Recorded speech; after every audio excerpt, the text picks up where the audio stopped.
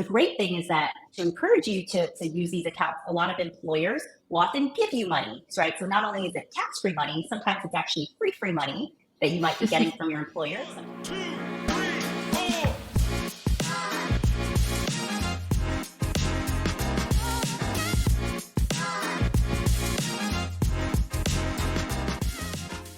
Hey Power Hour fam, today I chat with Ami Kumordzie, and she's an impressive woman. She's a Stanford-trained physician, also has her MBA, and she's the founder of Sika Health, which is a fintech marketplace that allows you to tap into your FSA and HSA funds. And not sure if you know about this, but you have funds there, especially if you work for an employer, that will expire at the end of each year for FSA and roll into the next year for HSA, but that you can use. And she shares all about how you can tap into that, how Sika is addressing that problem.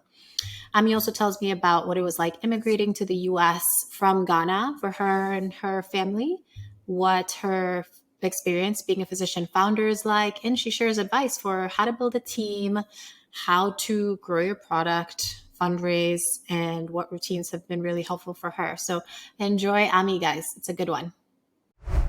Hi, Ami. Hi, Jennifer. Good to see you. Oh my goodness, it's so good to see you. Last time was at this glorious wedding we were both at, and it was a phenomenal atmosphere. That's right. That was just about 6 months ago. We were both in Italy for a gorgeous classmate's wedding, and then I understand you returned to the location for your wedding, and had hopefully a really great time before starting this podcast. So excited to see you again and to be able to have this conversation. And now I'm in Austin, which is where you grew up. I saw that. Yeah. When did you move to Austin? We moved here a year ago, and I hear you're moving. Where are you moving to? Oh, just to a new place within New York. So, okay. Not a big move, just moving locally, which is nice. I'm now a little bit closer to the office, which makes life that much easier. So good. So I love it. Any moving hacks that you're leaning into that are helpful? Oh, I have zero hacks. I feel like I'm like the worst person I'm moving. I'm the person who I will still have boxes to unpack when I'm moving again. But I think if anything, it's just get extra help, get extra hands. So we got some help moving. We got some, probably get a task rabbit to help unpack and, just to make things a little bit easier. Yeah. Well, I wish you smooth moving. I'm so glad to have you on. So, Ami, you're the founder of Sika Health, which is a fintech marketplace. You're allowing folks to unleash the power of their health wallets, tap into $8 billion worth of funds that go unused each year, which is crazy. So we're going to dive into that in a minute. But I thought we would start with your personal background because it's so fascinating. And you are a Stanford MD, so medical doctor, and MBA. You are the daughter of immigrant parents, and like we chatted briefly about, you grew up in Austin.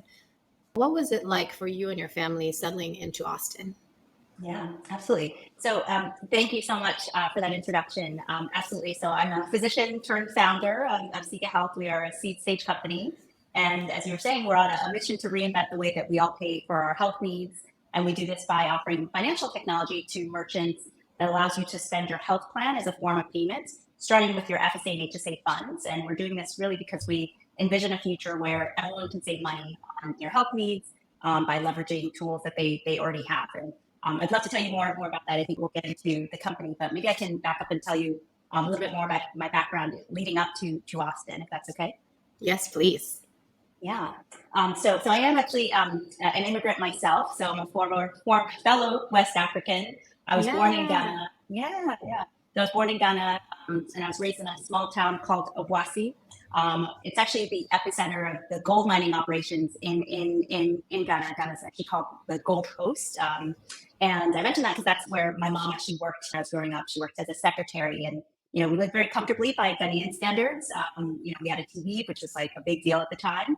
But that was really sort of the peak of, at least with the envision that the life that my mom envisioned for us and myself, and she worked very hard to get us there. And so that's part of why she brought me to the States when I came at the age of 6, was to have that opportunity to have a path to better life here in the U.S. How did your family pick Austin? Yeah, it's funny. Most of my family lives in Albany, New York. So that's where we first came when we first came to the States. And my mom just said, it's way too cold. And so one day she put me in a car and we started driving south. The next thing I knew, we were in Austin, Texas, which is definitely not way too cold. If anything, it's way too hot. But, we've been there ever since, and she loves it, and I love it too. I'm really grateful to be able to grow up there. That's beautiful. Yes, we apparently had the hottest summer in history of Austin. It's either that or it's just a regular Austin summer and people are just lying to us to get us not to leave. I regularly remember every single summer there's this mantra of like 100 plus days of 100 plus weather. And I was like, too many hundreds. Okay, so where's your dad in this picture, Ami? Yeah, so my dad was never part of my life. So single parent. I did reconnect with him later in life, but for all intents and purposes, really was raised by my mom and my mom's side of the family. What a wonderful woman. So your mom's still here? She's still here. She's still in Austin, actually. So probably not. Beautiful. Beautiful. All right. So then what led you to becoming a physician? What formative experiences or how did that come about for you? Absolutely. So, as I mentioned, I came to the States when I was quite young, when I was 6. And there was a lot that came into moving to a new country and assimilating. But I remember even at that young age, I remember there was one thing that stayed the same between these two places. So, whether it was Ghana or in the US, I made this observation that, wow, the poorest people are often the sickest, right? And vice versa, poor health often led to poverty. And that was just as true, no matter, these places, despite this massive difference in wealth. And it was, yes, there were different diseases, but that trend was still the same. So it was kind of that observation from, I think a pretty, precocious age that maybe it just felt like unfair. And I wanted to do something about it. It felt like, how can, if I could get to the source, right, of, giving people better health, that could give them a chance to get out of poverty or to have, a path to a better life. And so that's ultimately why I wanted to become a physician, was to sort of work towards that health as that sort of great equalizer. Yeah, I believe that everyone has a right to access to health and that your health shouldn't be determined by where you are born or what conditions you're born into. So really, really resonate with that mission. Out of curiosity, did you and your mom go back to Ghana during your upbringing while you were here in Austin? We did, although not nearly enough, even before COVID. Yeah, there's always, work is calling, hard to get time off, and, and it's a long trip, so we went back, I think, been back twice, once with my mom and once without, and I'm long overdue for another trip. But yeah, hopefully sometime in the next couple of years, we'll go back again. Yeah, no, and I've had the luck, honor, pleasure to get to visit Ghana and wanted to, I was in Accra. When I was working on my nonprofit, we went there for some time, for some work, and wanted to ask you if you have thoughts on Ghanaian jollof versus Nigerian jollof. Oh, of course, there's so many thoughts. Well, really just that there's only one. There's only one right answer. Exactly. There's only one right answer. And I think you can guess. I was fortunate. I went upstate to have some time with family this weekend and had some very good, authentic Ghanaian jollof. And there's only one to be had. Was this for I think you had a World Health nonprofit? Yeah, I was doing healthcare. We were addressing postpartum hemorrhage. And we went and worked with some organizations in Ghana first and then moved to Sierra Leone. Wonderful, wonderful time. Amazing food. I love the fufu and the jollof. Actually, we have tons of fufu and jollof in Sierra Leone as well. But it's always nice to taste the different types, So it's so funny. These foods are, they end up being attributed to one country, but you're so right. They're sort of regional and, there are regional variations that come with. Yeah. How was it with your mom in Austin being from Africa? Do you remember any? Because even for me, I moved to the US at 16 and it was an adjustment for me. So I can only imagine as a 6-year-old. Yeah, definitely. I think adjustment is the right word. So many things to learn, so many things to, that I felt like I had to do differently, like dress differently or speak differently. You notice now I don't have very much of an accent, and a lot of it comes from just, being young and wanting to fit in, when you're a certain age, you never want to feel different, so I remember that was probably my really prevailing, experience growing up. Is like, why do I feel different? Why does my mom put me in these like clothes with big shoulders for picture day? I just want to wear what there were other kids wear. But I feel very lucky. Austin is one of these places that is very, open. And, there's just a lot of different people kind of all commingling. One of the words that comes to mind for me in Austin is just like juxtaposition, because there's just different people from different backgrounds. Even when I was growing up, like maybe 50% of the population was Hispanic or Spanish speaking. So there were just, it was one of the few places, I would say in Texas, where, differences can be celebrated. And I feel lucky that, I was always surrounded by, family and had, places to still kind of own my differences. Even when kind of the broader world felt like was wanting me to be the same. Yeah, it's funny you mentioned as a kid, you tend not to want to be different. And now as an adult, you look back and you're like, oh man, I really appreciate these clothes and being different and owning my difference. It's such a powerful thing now. I don't want to fit in. I want to stand out. So it's a beautiful thing. True.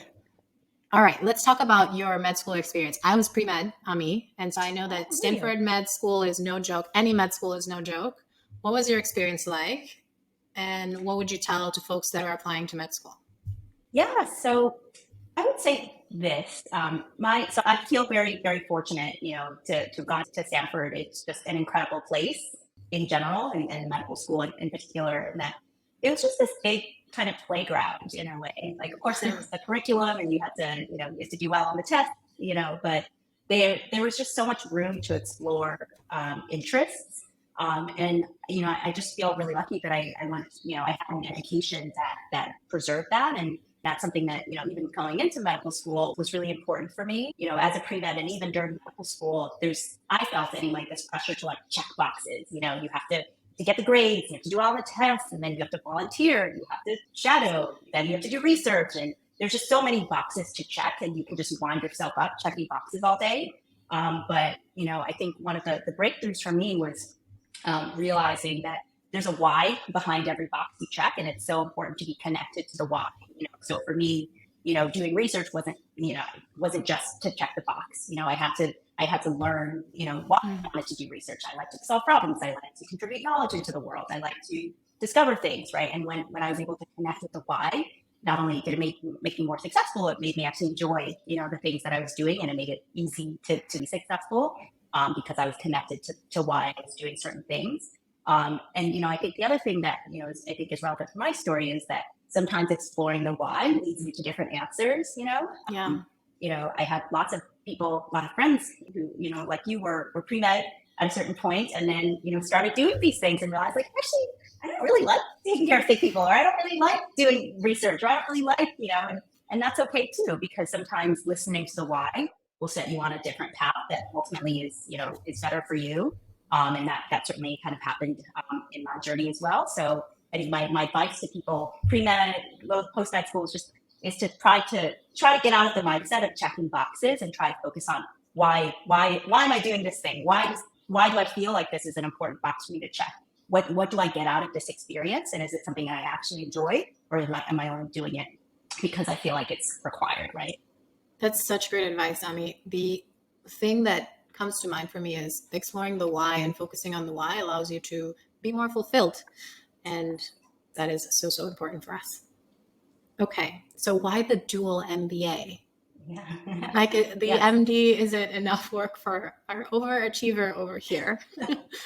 Yes. Yeah. So why the MBA? I think, so I'll caveat by saying I loved medical school. I went in with the full intention of becoming a physician. And in fact, for me, the hardest part was which specialty do I go into? Because every specialty I went into, I was obsessed. It was really exciting. I could see myself being a trauma surgeon. I could see myself doing this. I could see myself doing that. But ultimately, the more time I spent in medical school, the more I started experiencing the actual clinical rotations and being in the hospital, the more I started looking around and realizing, like, man, there's a lot of things that are just broken. It just don't work. And even in the middle of Silicon Valley at Stanford Hospital, which is wonderful places, there's just like basic things that that didn't really work. And I'll give you an example relevant to my story is, one of the many things that was broken was just kind of the financial side of healthcare was just like not really, like very disjointed, in that, I knew, and a lot of people knew, that of course there's a link between health and finances. And yet being able to bring that into the room as we were making decisions or having conversations about a patient's care were just really, really hard. And even, I'm sure we all have our version of this story, but just having conversations with a patient where, they would ask very basic questions, important questions like, will my insurance cover this? If so, how much do I have to pay out of pocket? what's the cost of this procedure overall? Which were honestly just impossible to answer structurally. And it just didn't make a lot of sense to me, given this understanding that I had and the reason that I went into medicine, which is that obviously those two things are linked, the health and the financial aspect. So, I increasingly became frustrated by this, one of many things that was broken. And I think one of the things I started to realize was that even though I loved the day-to-day one-on-one patient care, I was going to be limited in my ability to kind of help patients at the root if that was how I spent all of my time, right? And so, I started to realize that, I needed to sort of position myself at a slightly different level, right? A slightly different altitude. I needed to work more at the systems level if I wanted to be able to help patients and to fix some of these problems that I saw. And so going across the street to Stanford to get an MBA seemed like a logical next step, in that it would, position me to at least see the many ways that I could have an impact on healthcare, to be able to see the system from a little bit of a broader perspective, and then decide, whether going down the clinical path was still the right path for me, or whether I wanted to transition into a different non-clinical career. So it was really just that option value, as well as the being able to see things from a different altitude. Yeah. And I don't know about you, Ami, but my background was in chemical engineering. And then I worked a lot in research and then in healthcare, and didn't have much exposure to business. And so the MBA for me was really eye-opening and useful. Curious what that was like for you, what value you feel you got from that and having that with the MD. Yeah. I have a similar background as you. So I was a biomedical engineer as a pre-med. And part of what that meant, as you can relate, was my schedule was so jam-packed with, those requirements that I never took a business class. My first business class ever was when I got to Stanford. So even just from that perspective of just teaching me a different way to think and just teaching me a different way to approach problems was huge. And I realized that I really enjoyed having the sort of systems type thinking that I could bring from medical school, and then being able to combine that with the way I think as an engineer, being able to combine that with the way I think as kind of a business person or financial, thinking about financial problems. So I love, and I sort of think about that as one of my sort of triple threat is that I've been able to kind of put those different hats on in different moments, and through that see problems in a way that maybe not a lot of people can see, right? Because they haven't been able to sort of move through those at least different types of education and training. Yeah, and knowing you personally, definitely endorsing this triple threat, Ami, over here. Okay, so I love the story of how you founded Sika. It involves your mom and a personal problem you had. Will you tell it to us? Absolutely. Yeah, so I think generally I've had this notion around kind of health and finances, but the specific, inspiration for Sika, for what led to Sika, came in 2020. So my mom, unfortunately, lost her job. She was working as a hotel worker at the time. And losing her job meant losing her health plan, which also meant at the time that her FSA would expire, basically overnight.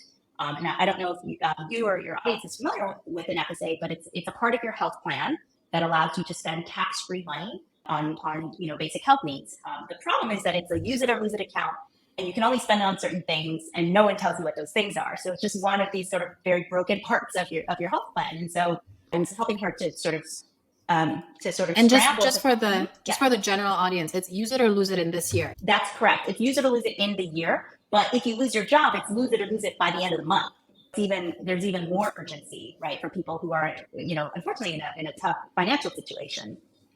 So that was the situation that my mom, and I were facing. And so we, I helped her to try to figure out where she could spend these funds so that she didn't lose them. And as we went through that challenge, I learned a few things that actually kind of got me excited about that space. The first thing I learned is that, you can actually spend these accounts, the FSA and its sister account is the HSA. You can spend them on way more things than most people realize. So of course, a lot of people know that you can spend it on doctor's offices or doctor's visits, but not a lot of people know that you can spend it on prescriptions or your glasses or even fitness equipment like a Peloton or nutrition, vitamins and supplements. So really just a broad range of items that pertain to your health. And that was, I think, a really exciting discovery. The second thing that we learned was that this is a problem that's actually really two-sided. So a lot of people like my mom, a lot of shoppers, struggle to spend these funds. But a lot of the reason for that is because many of the places where they're going to buy, the merchants themselves, struggle to accept FSA and HSA funds as a form of payment. And that problem starts at the level of, those merchants don't even know the broad range of things that are covered, right? So it seemed like there was just an opportunity, definitely at the level of consumers and shoppers, but also at the level of merchants. And then the third thing we learned through this experience is that we really weren't alone. There are about 70 million people in the US, that have FSAs and HSA accounts. It accounts for about 150 billion that gets contributed into these accounts every year. And as you were saying, Jen, about 8 billion of these dollars goes to waste every year, like literally poof, expires because of this problem that my mom was facing and that folks like her was facing. And so for all these reasons, I thought, man, I know I'm generally interested in kind of health and finances. This seems like a very specific, an important, problem within that segment that feels really urgent to solve. And why not start there? I'm so glad that you are addressing this. Can we talk about the FSA, HSA? How do these funds become available? Are they available to everyone? How does that work?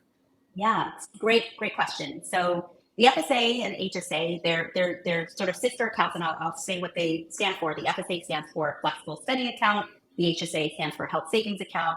They're both typically workplace benefits. So they're benefits that you typically get as part of your health plan, and most people get their health plan at work, that allows you to spend pre-tax money on your health.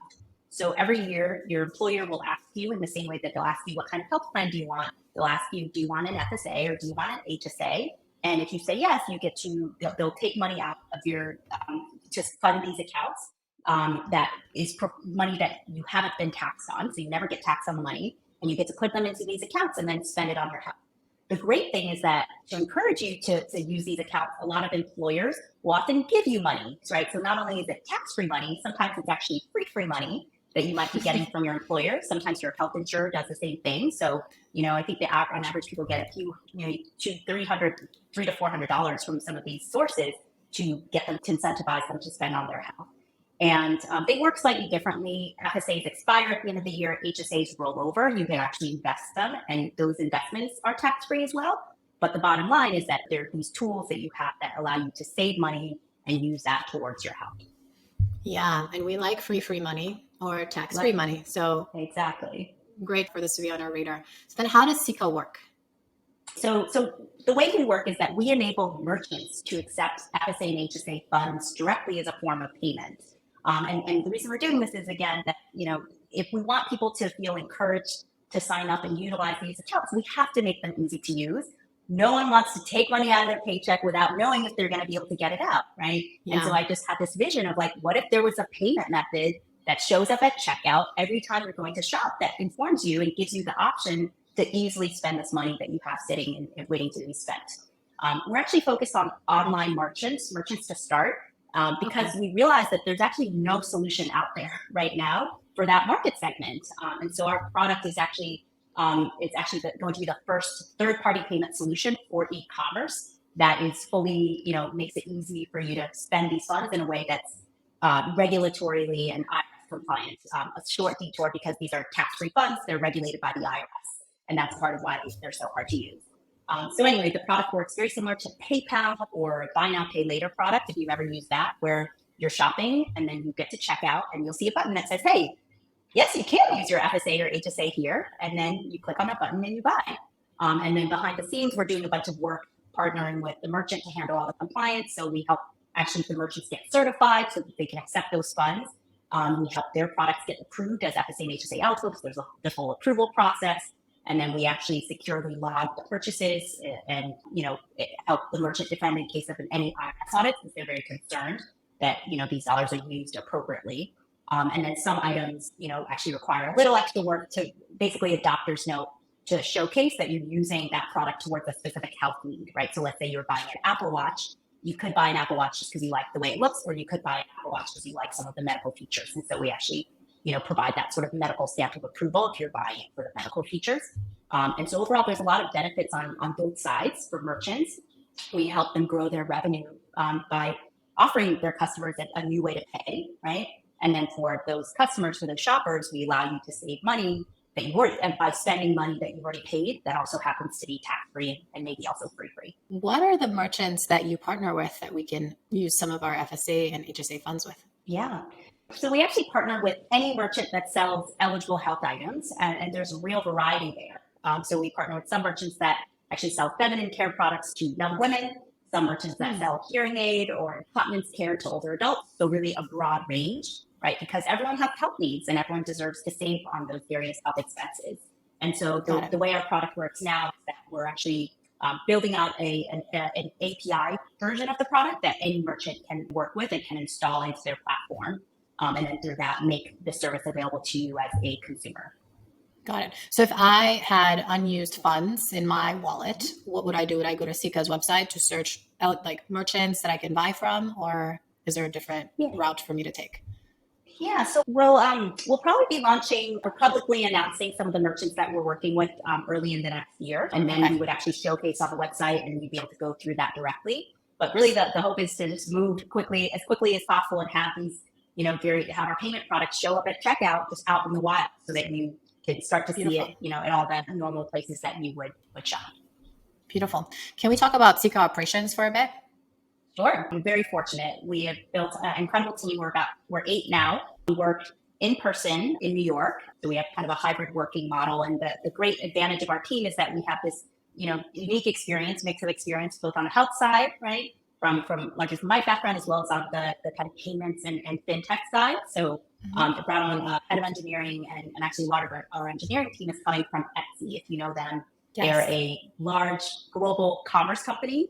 And so some of my teammates actually built the payments team and payments experience at Etsy and are able to bring that experience to Sika. So really combined with that experience, we're able to build this product that, in my view, is long overdue, right, to be made out into the world. And I'll say beyond our full-time team, we actually have some really heavy hitters from various relevant companies. So our technical advisor is coming from Klarna, who's the former CTO of Klarna. They're a buy now, pay later company that started in Sweden. We have angel investors who are both the co-founders of Plaid, their banking integration platform. And then we have advisors who are both kind of product and operational leads from PillPack, acquired by Amazon. They're a major pharmacy company. So really a really broad, mix of people. And I can look back now and sort of smile and have a sense of relief, at a wonderful team that we have. But I can't say it was definitely not an easy journey getting there. And that when I first started and had the idea for Sika, I didn't have anyone immediately in my network who, had this specific skill set that I needed to start building. And so it did take a lot of patience, a lot of relationship building, a lot of asking for advice. I'd never hired anyone to be either, truthfully, right? So I had to surround myself with people who had, including, bringing on recruiters who helped me on the executive side, with technical recruiting. And it was through that I was able to build such a strong team that we have today. Yeah, that's an excellent team. Huge kudos to you. It does take a village. If there was one thing you say, looking back, that allowed you think to be successful in assembling this team together, which is not an easy feat at all, does anything come to mind? One thing that helped in assembling the team, I would say that one of the major shifts that I had to make was, really focusing on kind of people first, right? And that there are a lot of people in the world who have the skill set on paper, but when it is such a small team, every single person is adding and materially changing the culture. So it's just so important, and I had to learn that it was so important to really get to know the people first, understand their value systems, surface why they would contemplate going to the small startup, what about the mission aligned with them, and really getting to know people. So it was this sort of a little bit of like a counterintuitive recruiting process where, yes, of course, we talk about business and skill set, but ultimately we're focused on values and communication and, motivations and understanding, coming to an understanding that, those were people that sort of shared my values around empathy, around, contributing to helping people, live healthier lives. And we're really kind of aligned from that standpoint first, over the skill set to check these boxes. Totally. And I think that goes for both your team that you work with, as well as your advisors, your investors. Yes, I think that's exactly right. Awesome. And then let's talk a little bit about your fundraise. You raised $6 million in a seed round from all of these wonderful people. You mentioned Ulu Ventures, Plaid Founders, Forerunner Ventures. These are great investors. What did you learn from your fundraising experience that you would share with other founders that have this journey ahead of them? Yeah. Thanks for the question. I guess I'm a fan of your the Power Hour podcast. And, I listened to a few different founders' journeys, and, the interview that you did with Fatima sticks out to me the most. She said something along the lines of, I just hope for a day where it's not like, we don't even talk about fundraising, and I'm, I think, fortunately and unfortunately, amongst the people, among Black female founders that raised, have raised. And I think in 2021, the year I raised, we accounted for something like 0.34% of funds raised, went to Black female founders. That's according to Crunchbase. So there's a massive funding gap. And I think in part, it's sort of a feat when someone, like me raises. And I hope for a day where it's not a feat. I hope for a day when that's just normal, but in terms of how I overcame, I think there's always, for a lot of people, and I think certainly for me, there was a sense of sort of, a little bit of an insecurity, right, going into fundraising. And for me, part of that came from the fact that I was not really I didn't come from a traditional background as founders go, right? I've never worked in tech, and here I was building a fintech company. But ultimately, I think it just sort of took leaning into what made me unique. The fact that I was a physician trained at Stanford, the fact that I did have this non-traditional background, those were the things that led me to see the opportunity, and therefore, were going to set me up to be, hopefully be successful in this. So I think it was kind of leaning into those differences and not letting the narrative of, oh, well, I haven't done this, or I'm not this, or I don't look like this, get in my way. Absolutely. I think all founders need to be exceptionally bold in believing in their vision. And at the same time, you get all these no's, either from the market or from bits and pieces of a team that you're trying to recruit, or investors, or whatever other thing. And it's about really believing in yourself, leaning into what makes you authentic. There are about 8 billion people out there. There's only one you, and still going for it and believing you can do it. Definitely. I think that's so Which right. is easier said than done. It's so much easier said than done. I think it's also hard to remember that when you're in the heat of, let's say, fundraising, or heat of trying to get things done. And at the end of the day, fundraising is all about selling, as is recruiting, as is sales, and a lot of what, the selling motion looks like, or at least looked like for me, was really just focusing on convincing investors of two things, right? The only two things that they needed to believe were that, number one, this problem that I'm solving is a big, important, and urgent problem. And number two, that I was the right person and had the right team to build it, right? And everything else is sort of the supporting bullet points, right? So traction and revenue, that's all great. And obviously we should, there's a lot to be done to add to those data points. But at the end of the day, I think it was sort of reminding myself that actually the things, don't lead with the data, right? Lead with the story around why this is an important problem and why I was the right person to solve this problem. If I hone in on that as the core message that I was delivering, that at least was the sort of the right starting point, to be able to get my foot in the door, to be able to fundraise.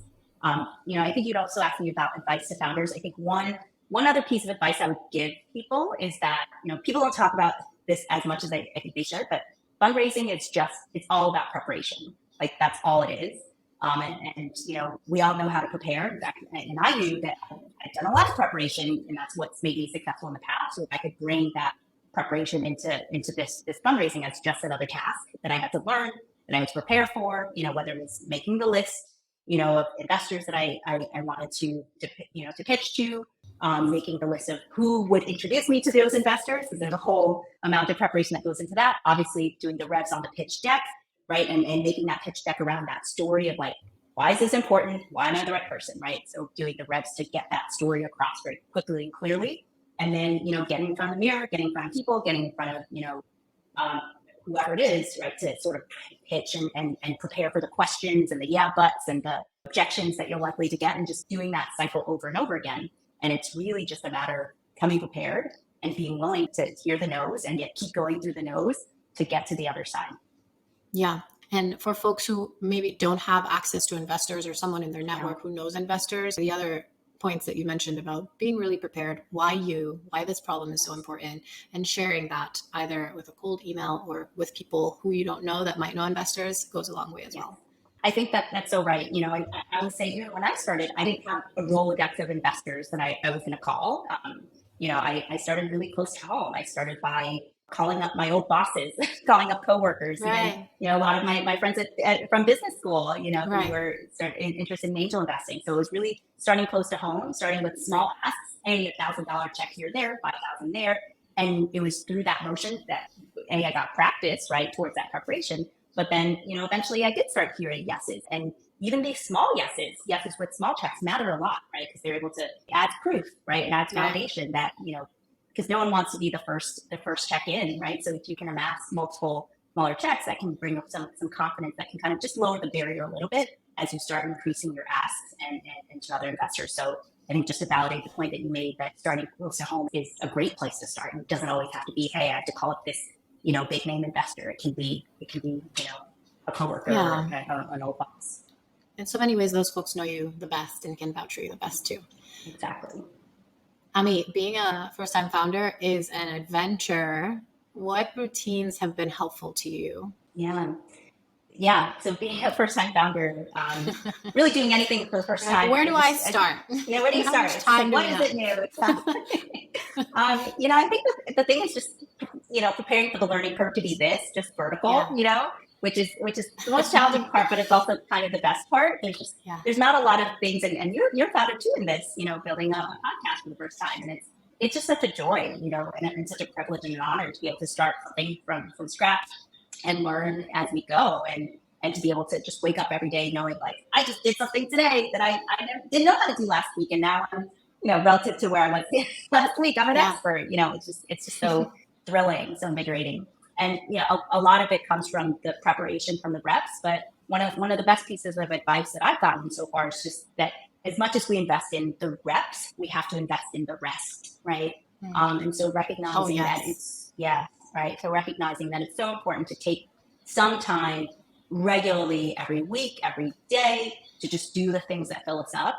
For me, it's every one day a week I do what I call my introvert time. So I definitely do no work. But I also, kind of cut back on certain social things, and it's just my day to recharge, whether it's getting a massage or going for a long walk, maybe it's cooking, maybe it's, catching up with family on phone call, like whatever it is that sort of fills me up that week, and just giving myself that mental and physical break so that I can come back the next day and go that much harder. So, I think just reminding myself, like, this is a marathon, and with any marathon, you can't get out the gate sprinting every second. You have to give yourself time to rest. And that can be hard when there's just so many things to do. You can't get there fast enough. There's a whole world, mission and product to be built. But in sort of this counterintuitive way, you have to be able to rest to be able to go faster. Oh, I so resonate. I think burnout is a real thing, and really taking the time to shut down your brain, do something different. Alone time. For me, it's my runs in the morning, but then also trying to have one weekend a day when I do no work. Thank God for my husband, Marcin. He's so, I'm very bad at doing that on my day off. I'm very bad at not doing work. And he's always like, what are you doing? What is this? We said no work today. And I'll always be like, give me 5 more minutes. And I'm like, okay, 5 minutes on the clock. That's so good, though. It's so good that you have an accountability buddy for the rest, right? Because otherwise, I think we need accountability buddies for the rest, actually. Yes. Because he's the same for his stuff and I hold him accountable. So I recommend an accountability buddy. And it's so normal. This is your baby. You think about it all the time. If we talked about earlier at the beginning of the conversation, think about your why and do the things that really fulfill you, fill your cup. And so if you're doing this, it's likely the thing that gives you energy and you care so much about driving it forward. And so it's hard to stop because you want it to work yesterday. But you can't, you're a human being and you need to unplug like most things do. Beautiful. I wanted to ask you if you could recommend something for first-time founders in general, something to help them along their journeys. I know you had a great rec, so I want to make sure we don't miss it. Yes, I had a book recommended to me. It's called The Great CEO Within by Matt Machari. He's also the founder of the Machari method. If you're familiar with that, it's sort of a coaching method.